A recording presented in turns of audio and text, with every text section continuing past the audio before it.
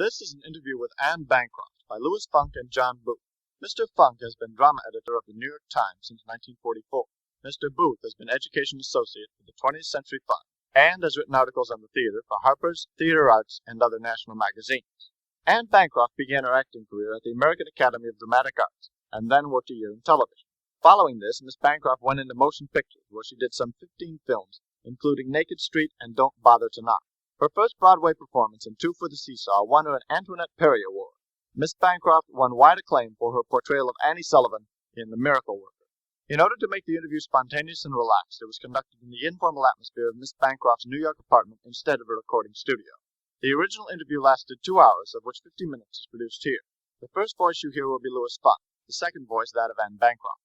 I have now written down here that you are one of the unusual young women, according to what I've read, whose parents favored your going into the theater. Is that true? Yes. I mean, why did they want you to go into the theater? Oh, well, I don't really know why, except that I think that my mother always had kind of fantasies, of herself going into the theater, and then along came, this daughter who would have done anything to please her mother, and therefore the mother saw a fulfillment of her own dreams in her child. Well, did she have any talent in the direction of did no, she sing? She didn't, but I did, you see. So when I came along and started to express things that she has felt all her life, and I started to express them in songs and dancing, and through what I did as a child, do you understand? It was then that this child, then, because I could express the things that she always wanted to express. This is a very direct parallel to Helen Hayes' own experience as Really? a child. Her mother had wanted to go into the theater and wasn't allowed to, as I recall. And when Helen came along and she saw that Helen had the talent, she did everything in her power to develop Helen's talent. Well, it wasn't that my mother wanted to go into the theater. That would never have entered her mind, really. But it was that, she wanted to express herself, I think, and she never really could. Mm-hmm. Never really found her own talent, or what. There never was any theater background on either your mother's side or your father's side. No, never. Mm-mm. Well, what did you do in terms of singing and dancing and entertaining that gave them this feeling? Well, ever since I was old enough, to open my mouth, I was singing and dancing. And I'd rather do that than anything else in this world, as a child, I'd rather do that than eat or sleep. And I often did. I'd be singing and my mother'd be looking for me and I'd be on the street corner singing for somebody. Or else, she'd come in my room late at night when I'm to be asleep and I would be singing, or making up stories. Well, where did you learn these songs? I picked them up like that. Off the radio? Off the radio, yeah. Well, why is it then that, as I gather also from what I have read, that you began to think in terms of becoming a laboratory technician? Because I just never in my wildest dreams ever thought that I would ever be an actress. But you had been in the Dramatic Society in Columbus. But not in my wildest dreams did I ever really think that. I thought it was like a fantasy, like kids have fantasies, and I thought, well, that's what it would remain all my life. In other words, you yourself did not have a driving determination to go into the theater. Absolutely not. Well, at what point did Mother step in and say, look, Annie, your name wasn't Annie, but let us say Marie, that you were going to go into the theater? Well, she never said that I was going to go into the theater. She just said, I've looked into a number of schools, and I asked the teacher about you, and the teacher said that this is a good school, Was this more or less without your knowledge or your conscious knowledge? Well, it was without much thought on my part. I really didn't particularly care. Whatever my mother said went. My mother said this, it was that, this, and if she said that, it was that. You went to the American Academy of Dramatic Arts. And this was the first professional training of any kind that you ever had. Mm-hmm. Well, in retrospect, what do you think of drama schools for training? Do you... Well, I tell you, I think they're of absolutely very little value when you're a young person. Because I don't really think that that you understand I mean, I myself, my mind has had to mature so much before I'm able to understand what I'm doing. You know, I mean, I was 25 before I really understood what the whole creative process of acting was. And I think everything that I learned at the American Academy, you know, that was on a creative level, was of no value to me. But the good thing about that school is that it doesn't teach those things, you know. It doesn't teach theories. It just teaches, you know, voice and speech and fencing and dancing and those kinds of things, which are good. It's the only thing you could learn at 18. I wasn't even 18 when I went there. I was 16 and a half when I went there. Now, really, would I possibly understand anything about motivation and justification and things like that? And character motivation? Never at 16 and a half. All I cared about was boys anyway at 16 and a half. Well, now, you said in describing your work, you were once interviewed in connection with Seesaw, and you said that in the movies, all you did was feel, not think. Here I think a little. What does that mean, or what did you mean by that? What did you mean by in the movies, all you did was feel, you never did anything? Well, I depended so much on my other actors, you see, that whatever the other actors made me feel is what I played. It never occurred to me whether the character whether the character was different from me, or what the language of the character was, you know, how that character would express it. If an actor made me feel anger, I would get angry. It wouldn't be that maybe this character cannot expose anger, and therefore, instead of showing anger, would withdraw. It never occurred to me that people do anything other than exactly what they feel, you see. And how did none of the directors in Hollywood gave you any guidance in this direction? Absolutely none. I'll never forget once I did a scene in a picture, and I didn't know how to play that scene. I really did, because I'd never experienced it, you see. When I was in pictures, I could never play anything that I had never experienced. And I couldn't experience it in the picture, you know. No matter what the other actor did, I just couldn't, because it was a mature kind of experience.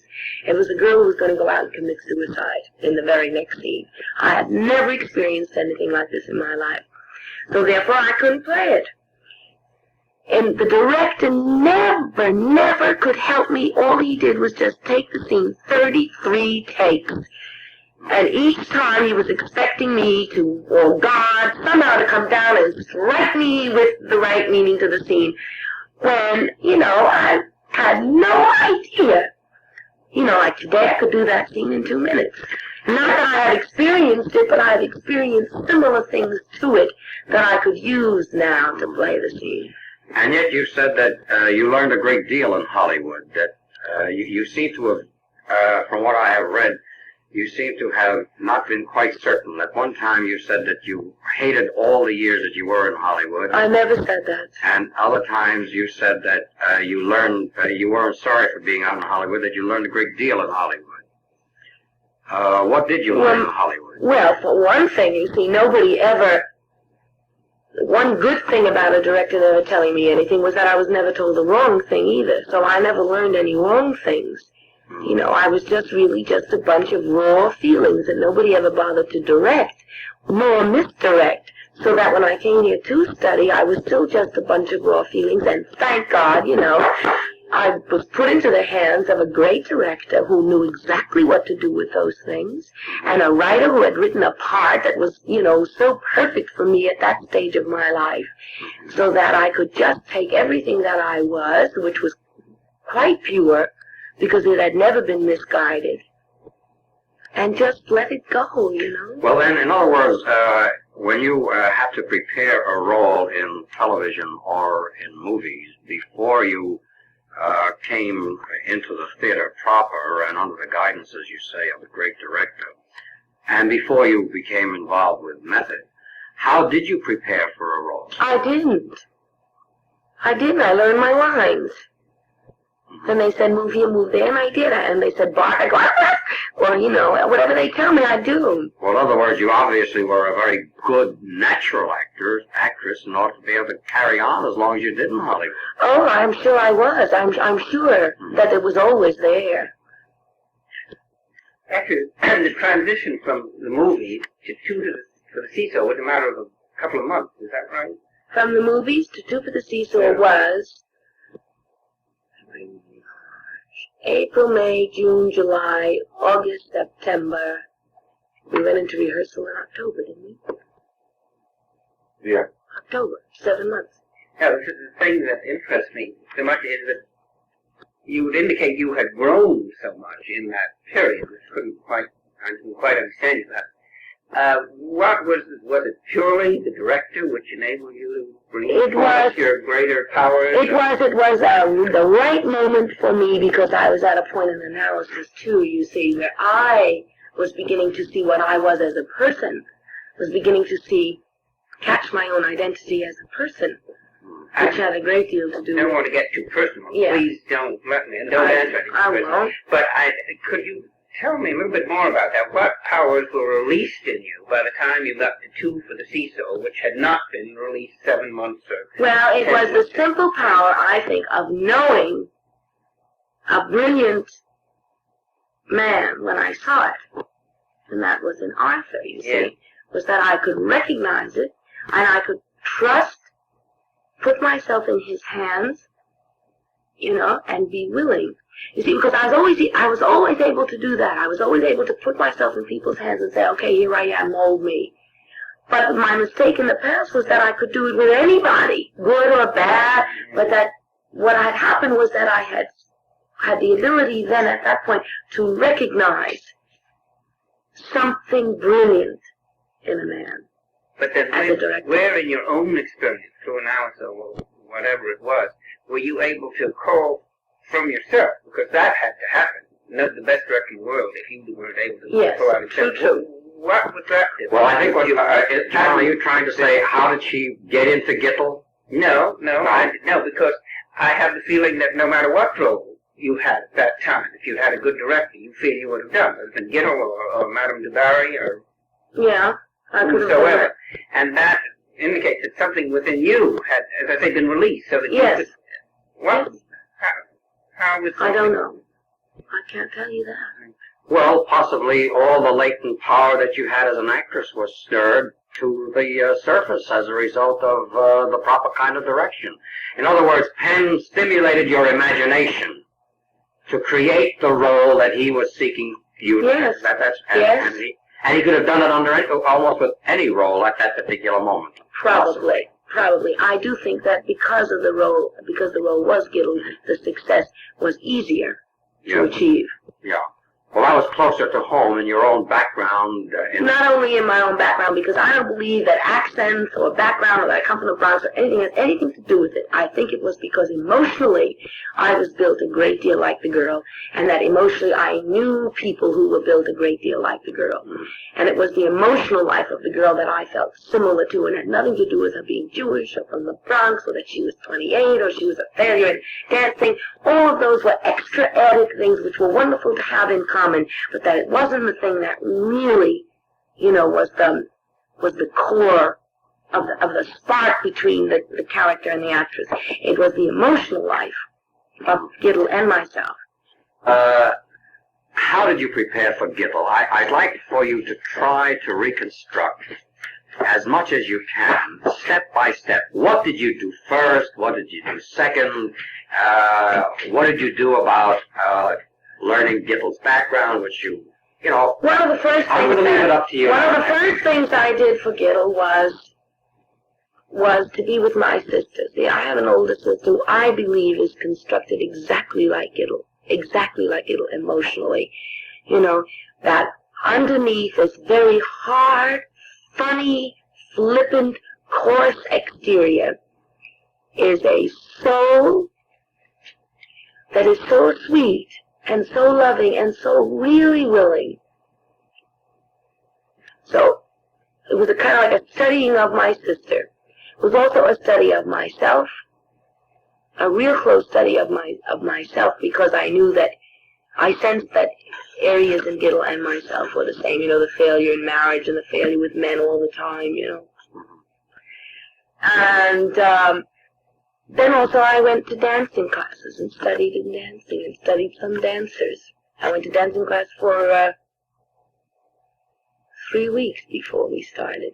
Before you started rehearsal? Yeah, before we started rehearsal, and I was with dancers and I studied dancers, you know. And probably because Gittel was a dancer. Yeah, yes, Gittel was studying dancing. Yeah. And many people think that when I say that she was studying with Jose, everybody thinks it's Jose Greco. But it's not, it's Jose Limon, the great modern dancer, you know. And so I went to Jose Limon's classes and studied in those classes.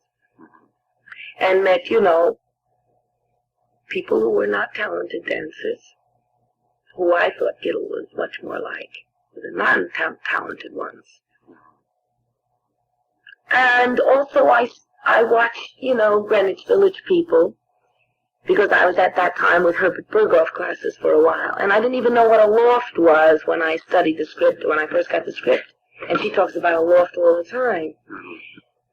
But then I found out what a loft was, because that's where Herbert Berghoff's classes were. They were in a loft, you know. And this was before rehearsals began for two. That was even before I knew I'd had the part. Oh, this was before. I didn't even know I had the part, I see. but it was on my mind, you know. It's like once you read something Yeah. that really, you know, inspires you, you never forget it. It's like if I bought a newspaper, I would buy it as Gittel. I wouldn't buy it as me. I'd buy it as Gittel. You know, no matter what I did, I would do it as Gittel would do it. Well, now, in terms of speech and mannerisms, what did you do about that? Did you really have to go back and study the speech and mannerisms, or No, that sort of just came. All I had to do was just be around my sister for a while, and it just automatically came.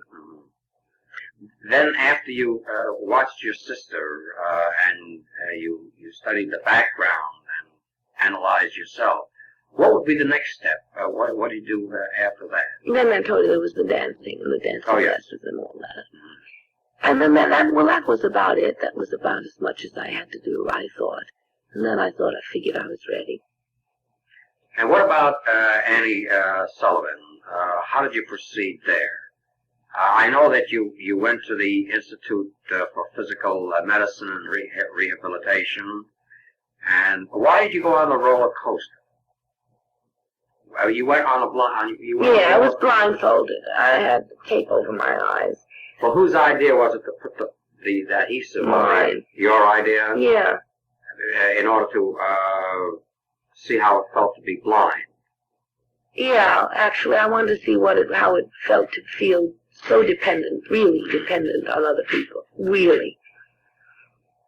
What did you do about learning about Annie Sullivan? I read everything there was to read about her. Every book that was ever written about her, I read. And did you go to where she came from, that is to her We went home? up to Boston. We went up to Perkins Institute, too, while we were there doing the show. We were up there, and I saw her letters, her handwriting, and, you know, walked through the places she walked through, but of course it's not the same. Besides, I didn't find that very helpful anyway. I don't find those things helpful. You know, these exterior things, I just don't find them helpful. The only thing I really find helpful, I found the books very helpful. And of course most of all, I find the script the most helpful thing. See, I've only worked with one author, whom I trust to put down the truth. And there is not in, you know, Miracle Worker, there is not 1 ounce of untruth in it. What he has done, of course, then is taken the truth and naturally made it put a theatrical life to it. So, really, and even in Seesaw, you know, if you study Seesaw, that character of that girl, which is the only part I really studied, is so exquisitely written, you know, there just isn't anything he doesn't tell you right there in the script. It's all right there. If there's anything you want to know, you just look through the script and there it is. One place or another. First, you always have to find the inner truth, I'm sure, yourself. various actors go about it in various ways. I mean, Paul Muni, for instance, makes the most detailed study imaginable of Pasteur, for instance, reads everything, goes to every place, speaks to everybody. Helen Hayes, for Victoria Regina, for instance, found everything in the script. Yeah. And that is interesting. In short, you didn't find any of the externals really helpful. No. But, you know, so much Most of those I discarded.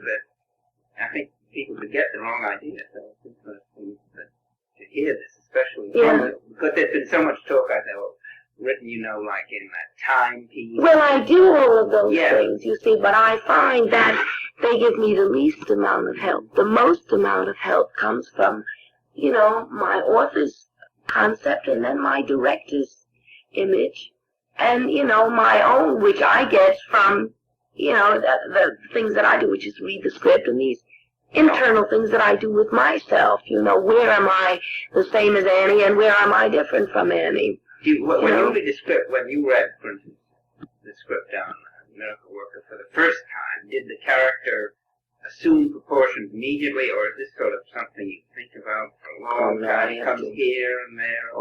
Every once in a while it'll hit you. There it is. You know, it's like you look at the script of Miracle Worker, and what is the script? You know, what is the whole thing about it? It's about a woman who if she does not, you know, teach this child, both she and the child will perish.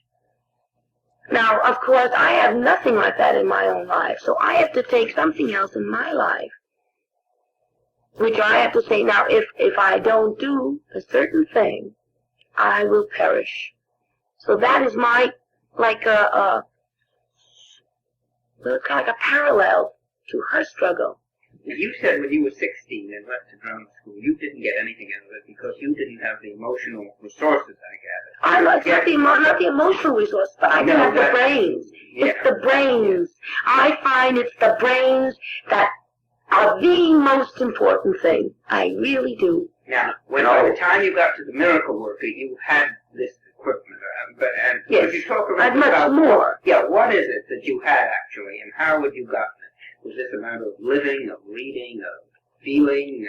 It's a matter of thinking, really. It's a matter of learning a thinking process.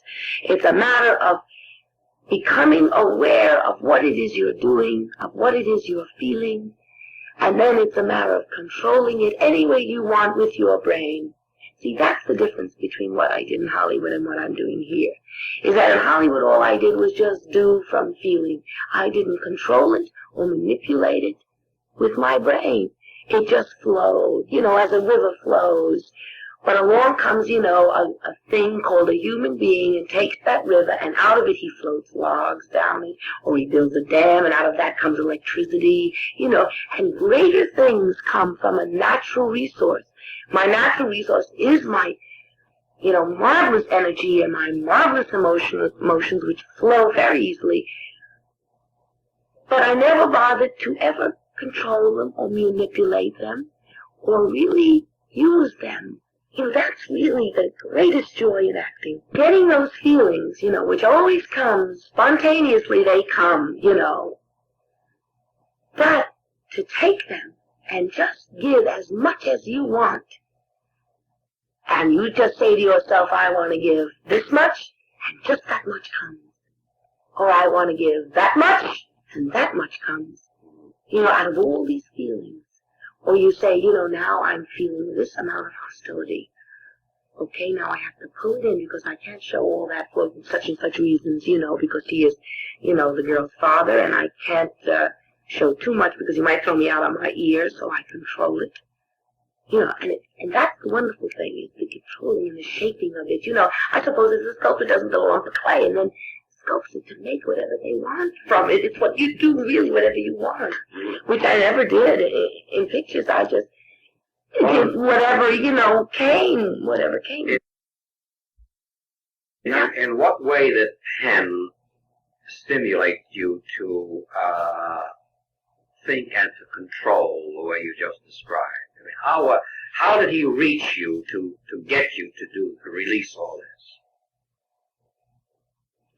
Well, it was such a slow, gradual thing, you know. Of course, do you know about the initial episode with him? No. That first really opened up, I think, a great many things to me. Was we were doing a scene, and it was written in the script that she says to him, "Come to me, come to where I am." You never heard this story? No. So, in the script, the man's supposed to be over there, and I'm here. I'm supposed to be soothing him in a way. And I'm supposed to say, "Come to me, come to where I am." And he's over there. But Arthur's directing, he doesn't go by the script, you know, the movements in the script. We just moved around. We were moving around, and when I came to that line, he was sitting right beside me. And I said, "Arthur, we'll have to cut that line because he's sitting here." And Arthur said, "No, say it anyway." I said, "Arthur, how can I say that line? He's sitting right here." And he said, "Well, think up another meaning for it." I didn't know what he meant for it, but then it was like, I can't tell you, it was like getting one of those great insights you get on when you're lying on the couch in analysis. It just came to me like that, and I said, "Holy mackerel." And then I could say that line meaning 500 things. Well, not 500, but, you know, so many things. You know, it could mean, like, come into my heart, because my heart is still. I'm at peace. So come in there. It could just mean, you know, a simple thing. In other words, you could give a poetic implication. Anything I wanted. You know, anything I wanted. It could also mean just come into my arms. Come here in these arms. It could mean that too. You know. Yes. Just anything. And this grew out of your growing intellectual powers. That's right. That's right. My beginning to use my intellectual powers through analysis was where it all started, you see. In having to think about yourself, in having to think there are many meanings in life. That's right. That's exactly right. Well, at what point then, Anne, did you become involved with the method? I mean, did you go to the studio after or before or where? Well, I went to the studio after I opened in Seesaw. After you opened After I opened in Seesaw. Arthur thought, because I couldn't, of course, stay under Arthur's wing all the time because he had other things to go on. That's right, once he finished directing That's Seesaw, right, he had to go on. Yes. So, but he knew that I needed someplace to go and develop my new power, you know, over myself. Is Arthur a method director? I mean, First of all, let's clear up right away about the method. Right, let's go. All right? Yeah. First of all, I have never read Stanislavski. Second of all, every actor has a method. When you say the method, you mean Stanislavski's method. Right, yes. I think there are about 3 people in the whole world that really understand Stanislavski's method. Really. You know, like Lee Strasberg understands it, and Stanislavski understands it, and, you know, maybe 1 or 2 other people. But nobody really understands Stanislavski's method that much. And the thing is that if Stanislavski's method doesn't work for you, if it doesn't free you, if it doesn't allow you to do your best work, then you don't use it. And that doesn't mean that you're not a good actor or a great actor. You know, it doesn't mean anything. It just means this is the only man that has ever put his method down in such detail that if anybody who had talent and didn't know how to free it or didn't know how to work with it, you know, that if they wanted to, there it was, you know, written in detail. You do step 1, step 2, there it is. It's all in detail, you know, and an inspiringly written way, I hear. And if you want it and if you need it, you take it. And if you don't, then you why don't. haven't you read Stanislavski? Well, first of all, I don't read very much. Second of all, even if I read it, unless I could do it, I wouldn't know what he was talking about, you see. I really don't know what he's talking about when I read it. To be quite frank. See, when I hear Lee Strasberg, I'm looking at a scene, and then at the end, Lee Strasberg explains it, and the student says, yes, I see what you mean, and I can experience it as they're talking about it, and it's happening dynamically in front of me. I can understand. In other words, what you are saying, and this is a very interesting revelation in discussion of method acting, because the people we've talked to, there are people who are pro-method, people who are anti-method. Jose Ferrer, for instance, says in some ways exactly what you just said. He says the whole trouble with the method is too many people misinterpret it. Absolutely. They don't understand Misinterpret it and misuse it. That's right. Terribly. But on the other hand, what you are saying, and what he said too, as I recall, is that a natural actress, a person with talent, and you obviously have talent, what you need is someone to uncork your thinking powers, whether it be Stanislavski or Del Sarte or Dr. Fisher. Oh, Dr. Fisher. To help me control it. Yes. Yeah. And actually, if the method never existed, if you never heard of the method, if you had a coach who was a good teacher, this would be your method. Sure. But whatever. Actually, you said that the thing that helped you uncork your thoughts, as he had said, was analysis. Yes. So it isn't really Lee Strasberg who does that. No. No, it's not that he actually does it. Absolutely not. No one thing has done anything for me in my life. It has always been combinations of things. I can't say it was Arthur Penn. I can't say it was, analysis. It was a combination of those things and my own self in a certain period, a certain readiness to understand, and it was always a combination of things. And it's a combination of my present analysis and my present awareness because of it now. And that makes me able to understand Lee Strasberg, and by understanding Lee Strasberg, I'm able then every night to go and put it into practice in the theater at night, and therefore reassuring myself that what Strasberg said was right, you see, that it worked for me. Because not everything he says works for me, but whatever does work for me, I have a chance to go every night and try it, if Could I you can. give an example of that, where you went to the theater, Miracle Worker, some night and found a new meaning in something? I ask you that because sometimes when you see this in the written page, it can sound very theoretical. Yeah. It sometimes helps to make it more vivid with an example. If that's Well, possible. I'm trying to think, yes, we were talking about preparation work once. I remember once. It helped me very much. That sometimes, if you're preparing for a scene, if you have to come on cold to a scene, if there's no scene previously leading to that scene, so therefore you have to come on with only what you imagined comes before the scene, that if you picture, you see, if you know that during this scene that you're going to play on stage, you want, or the director asks a certain result from you, or needs a certain result because of what the scene has to do for the play. So he wants a certain thing, and you can't get it, either with the other actor, or you can't get it from the script, and he was talking about preparing in a way so that you picture yourself in an atmosphere that will then,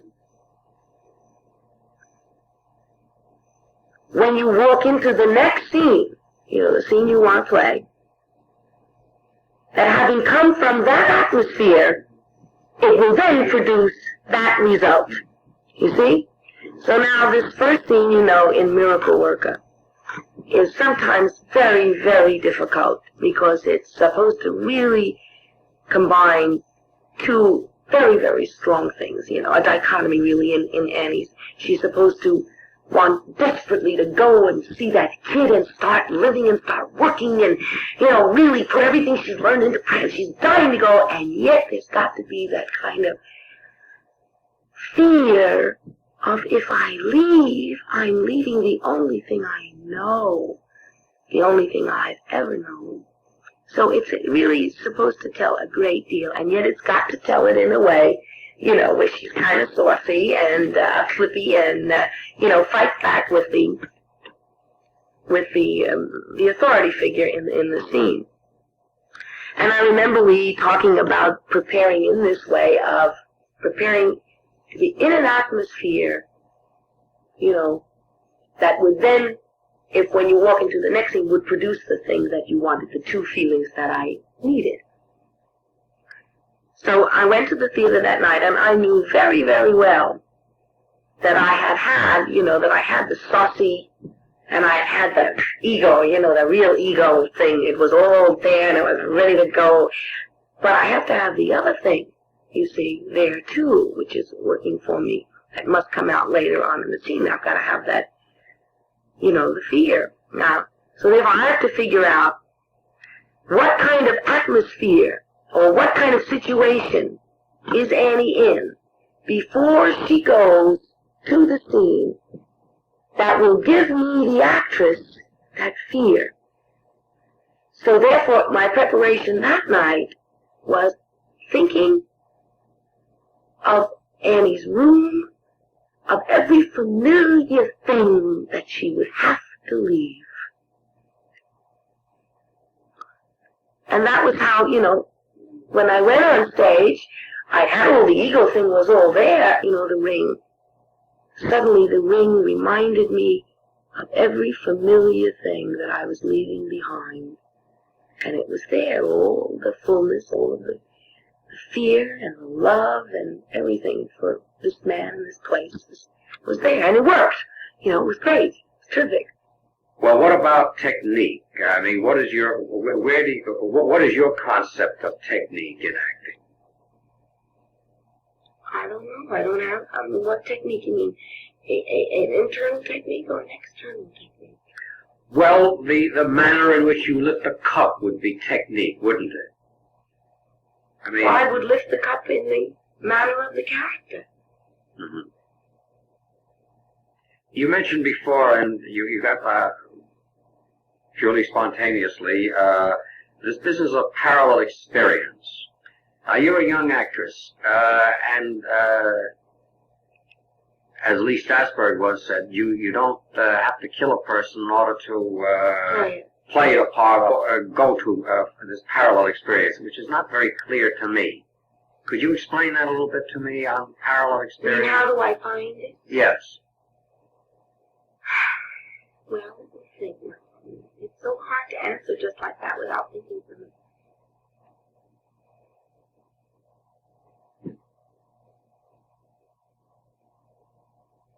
Well, if you study the script, for instance, I know what Annie will go through in order to achieve what she wants. I know what is at stake. And in thinking of those things, I get an emotional response. In getting that emotional response, automatically comes, the reason why I'm having that response, And I'm having that response because something in my life must mean the same thing to me as teaching that child means to Helen. On that very line, do you try to enrich your experience in life at all? Are there any ways in which you feel you should enrich your experience, or do you feel that experience can only be ingested simply as it comes? Well, obviously, I do feel that certain things have to be sharpened, because I know that I have, great feelings about being helpless, about a hatred for being helpless. I can't stand it, simply because I know the ability that I have to be helpless. This is very personal, but I must say it to make my point. Now, because it has such a strong feelings inside of me, and of course, this is what Annie is working for, is that this child must not be helpless. She must not be dependent on anyone for anything. She must learn to be a human being, independent and depending on herself, which is Annie's fight. So I know that I have those same feelings that Annie have, and now I feel I must heighten them. So I heighten them by blindfolding myself, because then I'm helpless, and I must depend. That's why I had to commit myself, to that blindness for the amount of time that I did. It heightened in me, and I realized so many things happened to me in my personality because I was dependent on my, this friend of mine. So many things happened, how much sweeter I was, and how much less I exposed my real feelings to him. So many things happened to me. So much, heightening of all of these inner things happening. Then I got all those things, in this bag.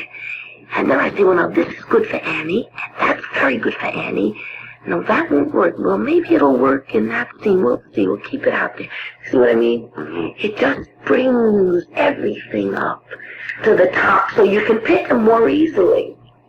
Is the reason why sometimes to enter into an experience, that will bring these things up. Well, how do you hope to achieve the goal of becoming a former with more power, releasing more power? I mean, as Andy was saying,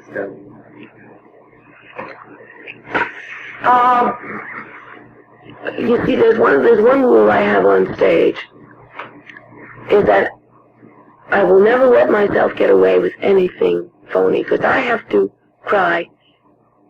I have to cry, really have to cry, twice in my play, because there are lines that cannot be said unless I am, or there is a next beat that cannot be done unless I am. So I have to cry twice in my play. Both times I can get away with it, because once I'm in the dark in a corner and nobody sees me, and the other time I have my glasses on, the dark glasses, and nobody knows if I am or I'm not. And I realized this very early, immediately I thought, oh boy, I can cheat here, wowie. But I cannot let myself. If I let myself go one night and I get away with it, I will just keep letting myself get away with it. And so therefore I just, in a way, work with myself so that I never let those moments go by. That I work and work as hard as I can to achieve those moments and not, just slide by them. I don't know if I completely understand you. Do you actually mean real tears? Is this? Really cry. By really crying, now, the result is, of course, real tears. It's tears, But that's not so difficult, because you could do that a number of ways. You take ammonia. I guess there are lots of ways to do that. No, by crying, I mean to actually stimulate the emotion of, something that will produce. What do you do? Tears. Now, Joe Ferrer has told us, for instance, that when he was in the Shrike, he killed his mother, and he killed his father, and he killed his aunt, and he killed his uncle, all these things in order to bring out that emotional reaction. What is your... On bad nights, yes. On a good night, the power of the play. The very play does it, exactly. The very play. In other words, if you are writing with the play, and if you are completely lost in your character, then the Not lost. I don't like that word, lost. What should we use? Found. I suppose I use the word lost in the sense of being in it. What do I use? Well, I use anything. I use any thought. Any thought. Well, for instance, I know there are certain reasons in the scene, where I cry and I'm in the back and the baby's sitting lying over there, and I'm in the background over there.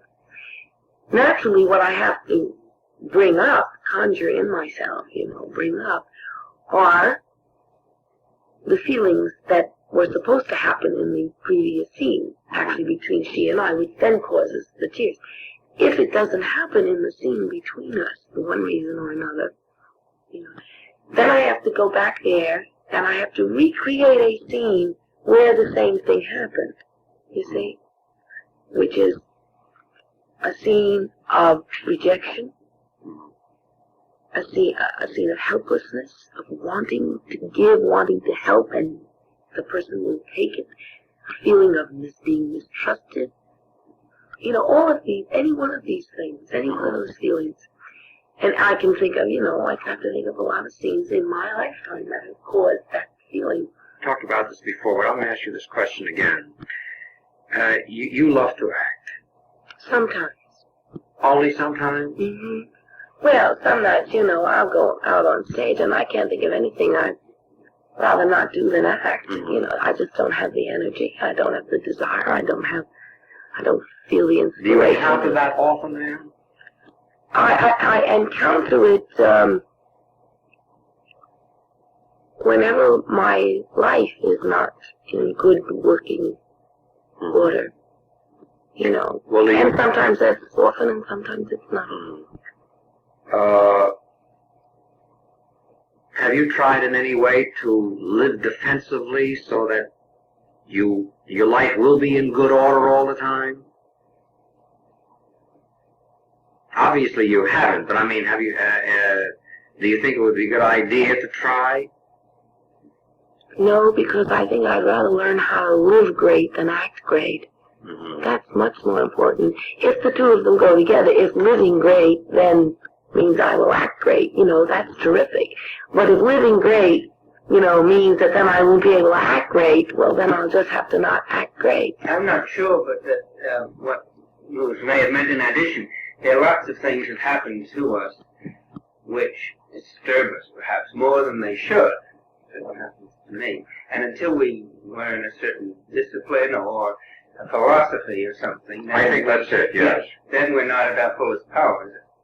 I mean, have you...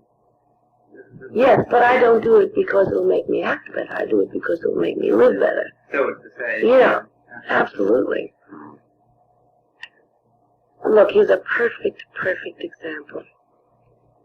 Last night, was the first night this new little girl went in. And I knew within the first 10 minutes that she was not Patty Duke.